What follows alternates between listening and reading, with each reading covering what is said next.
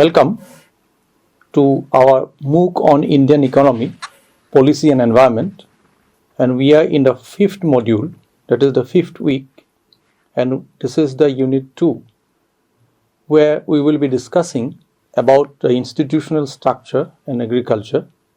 I am Professor Joydeep Barua, Director at the School of Social Sciences, KK Hendricks State Open University.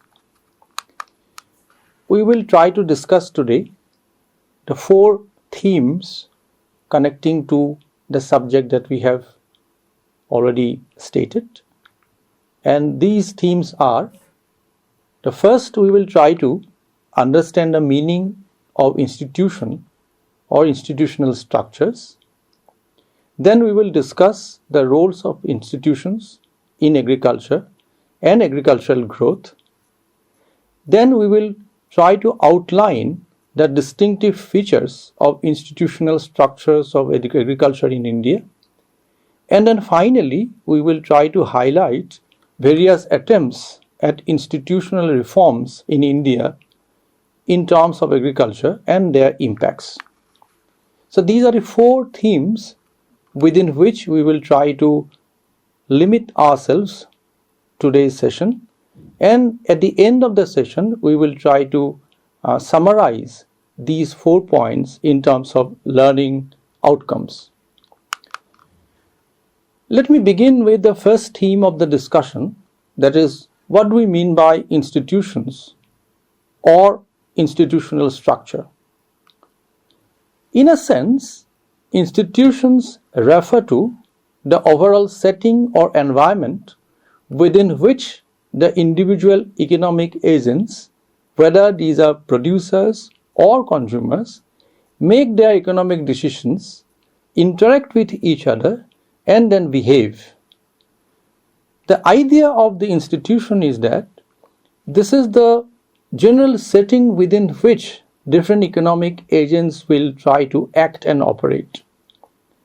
It will determine their action, it will determine their behavior, and also it will determine their decisions which they take in the capacity of producer or consumer. And when we say that this is the overall setting or environment, this will include different norms and principles, rules, regulations, agreements, policies, framework, guidelines, which are to be followed and comply. And this can be both formal and informal, falling within the 3 folds of social, political, and economic. That means that whenever we are discussing the institutions, it will encompass a large number of things, including different set of policies, regulations, norms, principles, guidelines, framework, relating to the social setting, relating to the political setting, relating to the economic setting. It can be both formal and informal, and then this will in turn decide the decisions of the economic agents. It will also sort of determine the interaction and then finally determine their behavior and action. So all these things are included within the fold of institutions. Now, next question immediately comes, that how do these institutions work? The institutions or institutional structures provide incentive to individual economic agents to take different decisions, or sometimes may also prevent them from making some decisions. So it is either facilitating decisions or preventing different decisions with which these institutions actually work. And when we say that these provide incentive to take certain decisions, we can consider a very prominent institution which is called private property. If, say, the ownership of land with the individuals, then individual farmer with own land will have the incentive to invest more for improving production and productivity compared to a farmer without having his or her own land, and if suppose land belongs to somebody else, then the institution of private property is not there, that it is not his or her own farm or land, then there will be a tendency or disincentive to invest, more in the land in order to augment the production and productivity. The same will be the case when the farmers have the better tenure security. For instance, suppose if tenure security on their land is less, suppose it is their ownership for 1 year or 2 years, then it may not be very the incentive is not there for the farmers to invest. But if it is for a longer period of time, say 30 years or 40 years, then the farmers will have greater incentive to invest in that particular plot of land, and therefore the institution of tenancy, which regulates the period of tenure security, is important for making certain decisions regarding agricultural investment. So therefore the institutions in a sense provide incentive to individual economic agents to take certain decisions, and also in some case the institutions can also prevent different agents to make those decisions in terms of their production and productivity. So this is how through institution, through incentive, these institutions work. Now, if we want to understand the role of institutions in agriculture, then we have to see that agricultural production and productivity in fact depend on a large number of institutions, starting from cultivation to marketing, in a sense that farmers have to make an array of decisions which are to a large extent determined by variety of institutional structures.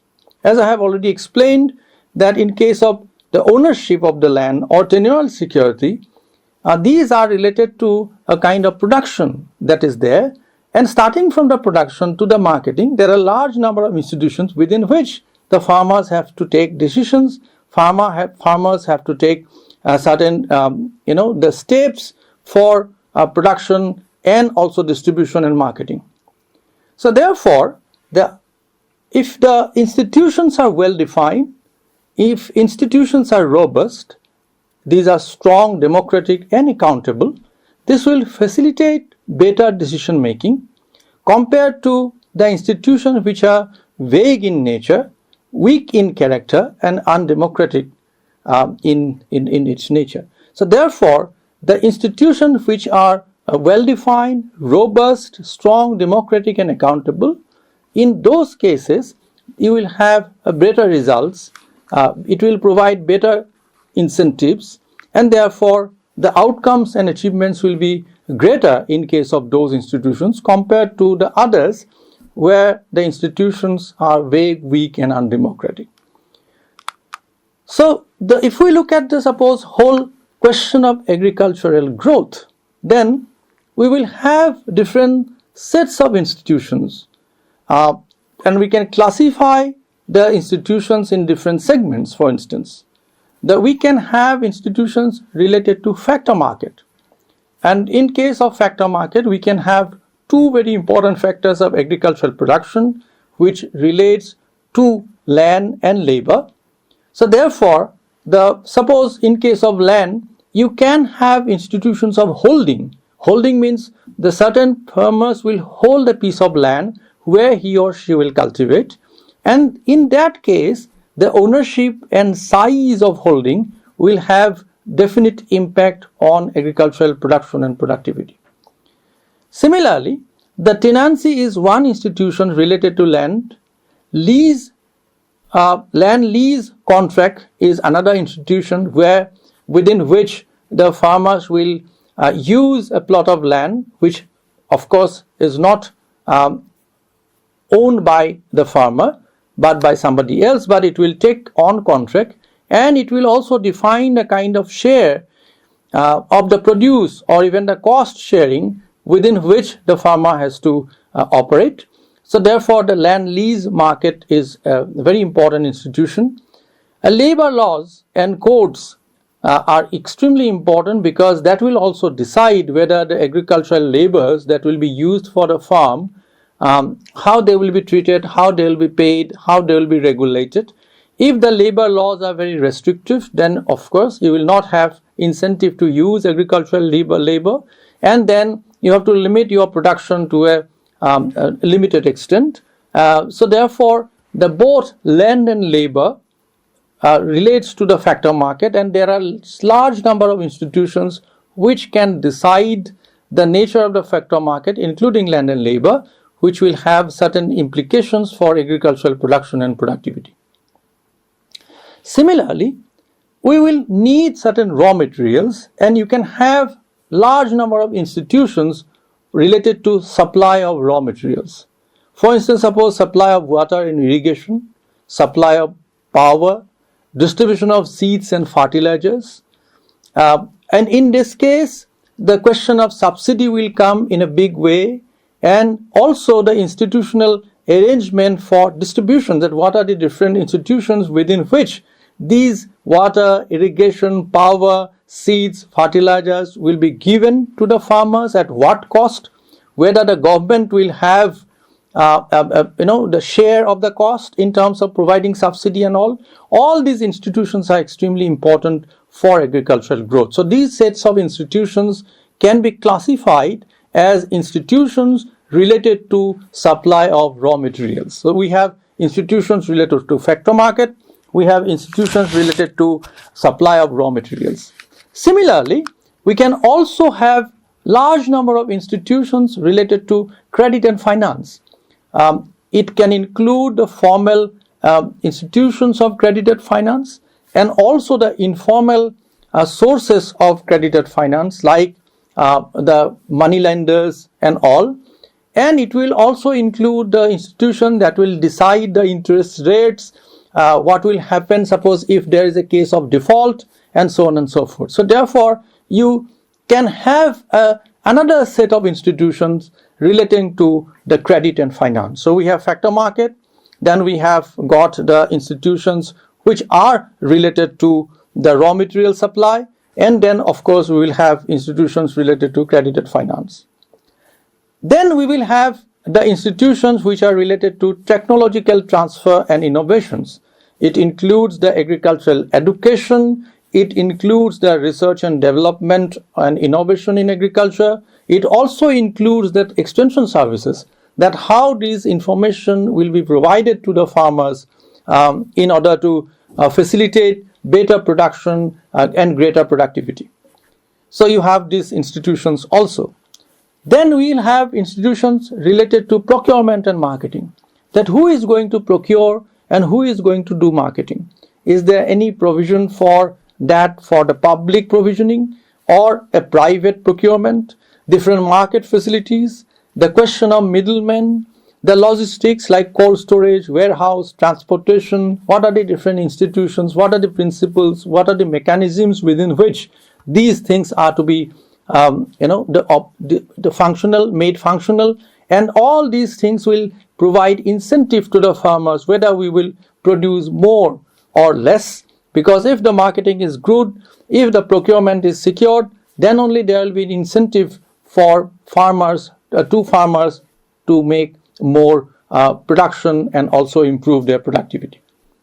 And then also finally we have institutions relating to the risk and vulnerability reduction. Suppose there are a lot of risk involved in the flood and erosion. There are areas in the country where we have droughts. There are instances of crop failure. And also the climate change. So therefore, unless and until these risks and vulnerabilities are reduced and mitigated, controlled, and then of course the farmers will not have incentive to go for greater production, take risk, and then also produce more. So insurance is one institution within which these risks and vulnerabilities can be addressed. So therefore, this is a very important institution. So we have got 6 set of institutions. One is related to factor market. Second one is related to supply of raw materials. Third one is related to the credited finance. The fourth, the technological transfer and innovation. Fifth, procurement and marketing. And lastly, sixth is the risk and vulnerability reduction. So therefore, you have these 6 sets of important institutions which are extremely important for agricultural growth in general and agricultural growth in the country. All right, so these are the things. Now let me come to the third important point. We will try to discuss the institutional structures of Indian agriculture and how it is actually affecting in the Indian agriculture in terms of production and productivity. We have already discussed that after independence, the increasing agricultural production and productivity has been one of the major objectives of both government and planning, particularly of the food crops. Making the country food sufficient is one of the objectives of planning and also the government. And this was necessary for a number of reasons. Because in the 40s, the country has seen famines in Bengal. It has got independence from British imperialism, colonialism, where the hunger and poverty was a day-to-day affair. So therefore, you have to end this hunger and poverty at one hand, also to prevent famines, so that these cannot be cannot recur. And therefore, you need to ensure food security and to end hunger. This is one reason. And also, in a country where the agriculture is predominant, so you need to provide employment, gainful employment to a large mass of people to agriculture. So that is another. And also, the India has to have industrialization, and for that, you need to, in order to have industrialization, you need to have agricultural surplus, so that you can sustain the industrial workforce through that surplus, agricultural surplus that has been produced. So therefore, unless and until you produce more than what you require, then there will be a lack in that surplus, and it will also hamper the pace of industrialization which was envisaged. And then overall economic growth, because agriculture becomes a major sector. Unless and until that sector grows, economy in general will not grow. So therefore, there is a combination of the reasons because of which agriculture was concerned, thought of as one of the main objective of the planning. And there were certain immediate concerns like food security and hunger, ending hunger. But at the same time, there are some long-term, the objectives in order to develop agriculture, which relates to the producing agricultural surplus for supporting industrialization and making the economic progress in general. So therefore, it has been always there when we talk about these things. Now, if we look at this graph, for instance, which gives you the rate of growth of gross value added in agriculture since independence, 1951 till 2023, then you will see that it has been always fluctuating ups and down, and the red line that you see in the graph will denote a long-term secular growth in that. And then when we try to fit a trend line in that, you will get the rate of growth as something which is 0.022. That is the 2.2% average growth rate that has been there for last, say, 75, 76 years. So in 7 decades, the agriculture growth rate, average growth rate of agriculture, secular growth rate, long-term secular growth rate has been placed at 2.2% per annum. Year-to-year basis, 2.2%. Now, if we look at this graph, then you will see that it is growing, but at a steady rate, very steady rate, and it is growing. It is not, even though the economy is growing at 6%, 7%, agriculture is not growing in that pace. It is growing rather slowly. Now, this picture is very important to understand that the institutional structure in Indian agriculture, that how institutional structure is impacting agricultural growth and why is it so important. And many scholars have studied agricultural growth in India since independence, and some important features they have identified. They have identified the first feature as on an average, as I have said, the agriculture has grown by about 2 to 3% during the last 7 decades, which is more or less the growth, which is more than the pre-independence rate, which was growing at 1%, definitely grew, but very much less than what was expected during the plan period. The planning actually targeted for 4% growth rate, but we are having exactly 50 to 60% of the targeted growth rate, so it was not growing as expected. The point which was discussed in detail by Vaidyanathan in 1994, he pointed out that there is no statistical increase in the growth rate in agriculture during the post and pre-Green Revolution. We know that around 65 we have Green Revolution, technological innovations coming in order to raise the productivity and production in Indian agriculture. However, given the fact that we have Green Revolution during the 1965, if we look at the growth rate prior to 1965 and after 1965, there is not much statistical difference that it is visible from that particular growth trajectory. And that gives us a kind of sense that even if we have the R&D, even if we have the innovation trying to augment the production and productivity, the agricultural growth is not taking place. Significant difference has not come. And why is it so? Then we have to turn to the institutional structure. There are certain institutional structures in Indian agriculture that limits the scope of R&D and innovation, and that is why precisely there is not much significant difference pre and post Green Revolution. So that has been one important point that we need to stress upon, that why institutional structure is very important. Another point which was identified, that even though there has been a very steady growth on an average for the country as a whole, that is around 2 to 3%, 2.2%, 2.3%, so on and so forth. But there is a sharp difference in agricultural growth across the states and also across the crops. If we look at the states, then we will have states like Tamil Nadu, Bihar, where the average growth rate has been around 1% to 2%, very less. And then we have the Punjab and Haryana and UP, where we have 5%, 6% growth rate. So even though overall the growth in agriculture is not that very high, but there is a huge difference state-wise and also the crop-wise. In general, the non-food growth is high, and among the foods we have seen the high growth rate in case of wheat, where we initially tried with Green Revolution. And also on a year-to-year basis there are differences. So therefore, on a basis of years, on the basis of states, on the basis of crops, there has been differences, even though in general, on the average, the growth has been very steady. So this is the important feature of agriculture.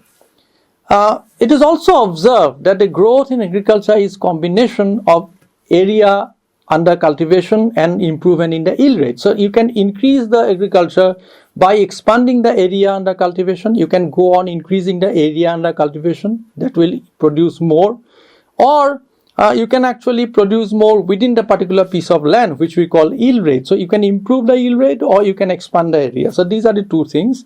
And there are many studies which try to decompose or segregate the growth on Indian agriculture, that what is the percentage which is accounted by area under cultivation and what is the percentage which is accounted by improvement in the yield rate. And studies show that during 1950s and 60s, growth in agriculture was due to area expansion, and after that growth was primarily driven by the yield rates.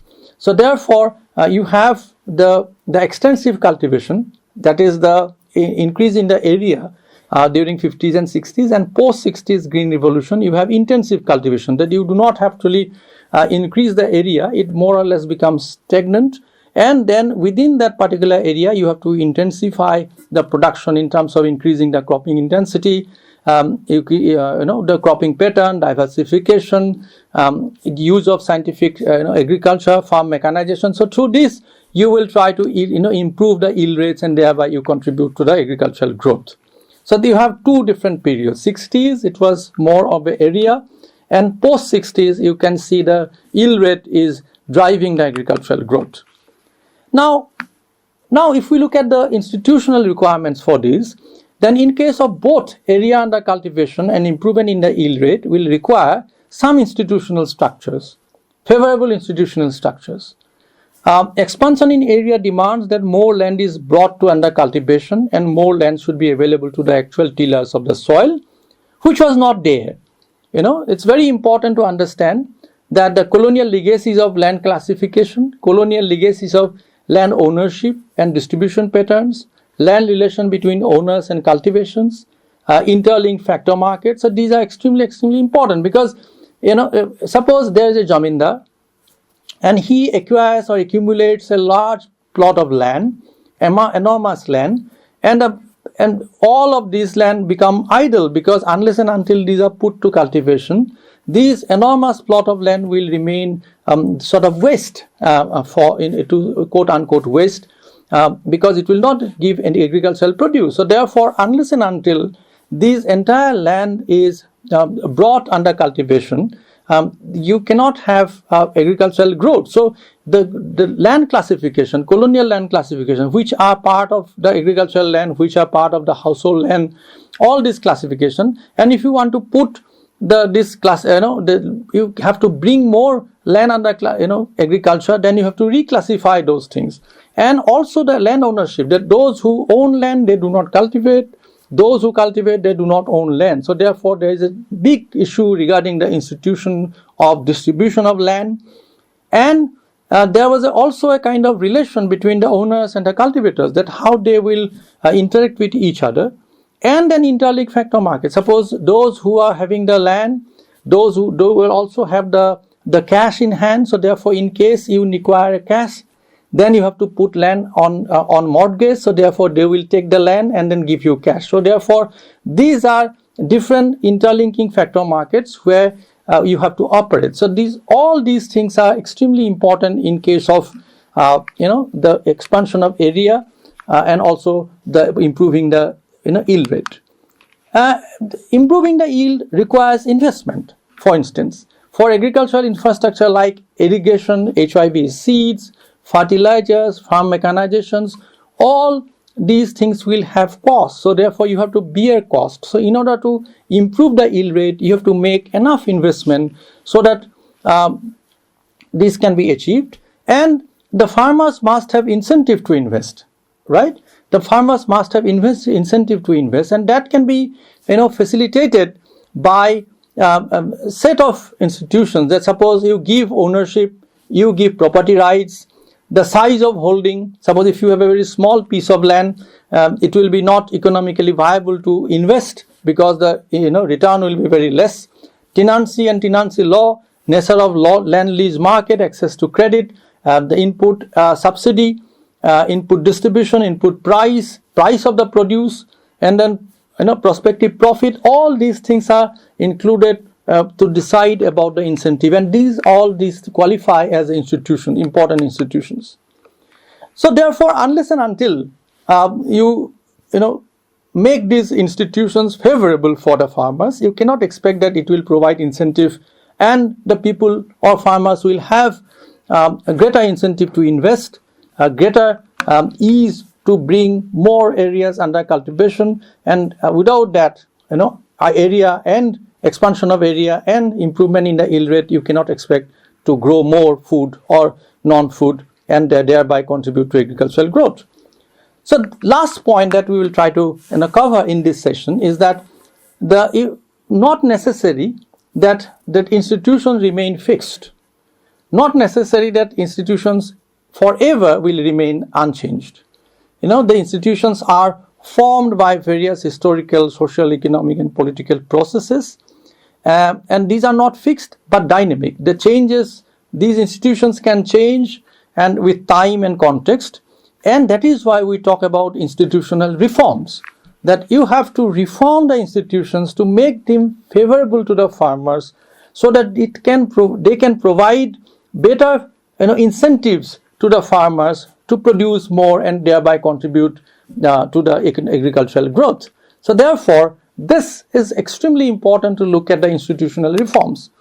The earliest institutional reforms in India were tried in the early 50s through a series of land reform. We have 4 series of land reforms. We have abolished the intermediaries, we have abolished the jamindars and all. Then we have actually formalized and regulated the tenancy. Then we have talked about the land redistribution. Anybody who is having additional land without any cultivation, this were to be selling land, and then government will take over a certain percentage of those land and it will redistribute to the farmers for cultivation. And if the size is uneconomic, then we can actually consolidate those fragmented holdings, and then we combine and we try to do the agriculture. So therefore these 4 sets of the land reforms were tried. Then we have the Green Revolution in 1960s. We have the research and development and extension services, agricultural education and research. And then we have put in place Agricultural Cost and Price Commission in 1965, which tries to determine the cost, and based on that they will try to determine the MSP, the minimum support price, for a range of commodities. Around 22 commodities were covered. Then we have established the Food Corporation of India, which will procure different food crops publicly, and then it will distribute PDS, that is a public distribution system. They will provide this food to the needy the persons. And however, it has got certain benefits. At the same time, we have some adverse consequences on crop diversification, because there was not enough incentive to the farmers to go for the crop diversification, because the minimum support price crop will give you assured, but if you diversify to other crops, then you will not get assured prices. So therefore, it was a kind of the both positives and negatives. The planning and investment in agriculture was extremely important. Public investment, that is, it was huge public investment was done to put in place the agricultural infrastructure, irrigation, power, roads, warehouse, etc. And also there was a system of inputs and input subsidy. Agricultural subsidy was extremely important, and at the same time Seed Corporation, for instance, was established during 60s to distribute seeds and all. So you have got all this in place. Then you have got agricultural credit. We have the institutions of priority sector lending, forcing the banks and commercial financial institutions to lend to the agriculture at a low cost. Then we have got primary agricultural credit societies, rural banks, NABARD at the top, then KCC, Kisan Credit Card. Agricultural marketing institutions were set up, APMCs, Agricultural Produce Marketing Committees, Agricultural Marketing Boards, and also nowadays we are having digital marketing platforms. And finally, we have the neoliberal policies and agricultural trade. That greater role for market is now post 1991 as a part of agricultural policy reform. We have a sudden rollback of the state, a cutback on the subsidies, and so on and so forth. It has resulted in a series of issues which we will discuss in the next week. And what are the issues that this has produced? And then, but at the same time, you have got the plethora of government schemes and programs, agricultural market, trade liberalization, and also sort of Essential Commodities Act. So therefore, all these things were tried, and we have got a huge set of institutions providing incentives and disincentives to the agriculture. So this is in a nutshell the framework that we have wanted to discuss. Now let me sum up and conclude 4 points. The institutions refer to set of norms, principles, laws, regulations, policies, etc. affecting individual decisions and actions. Institutions works through the series of incentives to individual economic agents, facilitates greater productions and productivity. In India, institutional structure in agriculture include range of arrangement relating to production, productivity, and distributions of agricultural commodities and agricultural activities. Since independence, India has attempted at several reforms in institutional structure in agriculture for improving growth, production, and productivity in Indian agriculture. So therefore, with this 4 main points, we conclude today's discussion, and we will take some of the things from this discussion to the next week, when we will be discussing the problems and emerging issues in Indian agriculture. Thank you very much.